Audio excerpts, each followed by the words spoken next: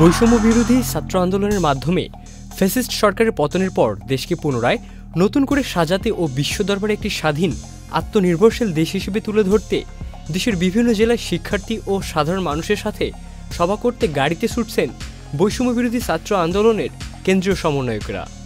আর তাদের এই কর্মযজ্ঞকে থামিয়ে দিতেই একের পর এক ঘটছে গাড়িবহরে হামলার ঘটনা।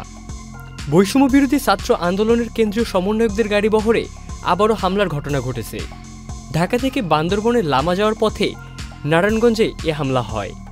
গতকাল রোববার দিবাগত রাত ২টার দিকে নিজের ভেরিফাইড ফেসবুক পোস্টে বৈষম্য বিরোধী ছাত্র আন্দোলনের কেন্দ্রীয় আহ্বায়ক ও সমন্বয়ক হাসনাত আবদুল্লাহ এ বিষয়টি নিশ্চিত করেন। গাড়িতে থাকা সমন্বয়কদের ব্যাগ এবং মোবাইল ছিনিয়ে নেওয়া হয়েছে বলেও জানান তিনি। এতে আহত হয়েছেন কয়েকজন। ফেসবুক পোস্টের মাধ্যমে এ ঘটনার সুষ্ঠু তদন্ত ও দোষীদের দৃষ্টান্তমূলক শাস্তির দাবি জানান তিনি। এর আগে গত ২৭ নভেম্বর চট্টগ্রাম কক্সবাজার মহাসড়কে বৈষম্য বিরোধী ছাত্র আন্দোলনের সমন্বয়ক হাসনাত আবদুল্লাহ ও সার্জিস আলমের বহরের একটি গাড়িতে ট্রাক চাপা দেওয়ার ঘটনা ঘটে। এতে গাড়িটির সামনের অংশ ক্ষতিগ্রস্ত হয়। বারবার এই আক্রমণাত্মক ঘটনাগুলোর প্রত্যক্ষদর্শী হয়ে অনেকটাই দুশ্চিন্তায় পড়ছেন বৈষম্য বিরোধী ছাত্র আন্দোলনের কেন্দ্রীয় সমন্বয়কেরা।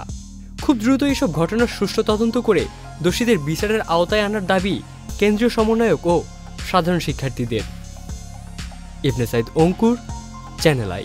Double million offer Walton fridge কিনে পেতে পারেন 20 লক্ষ টাকা, রয়েছে কোটি কোটি টাকার নিশ্চিত উপহার।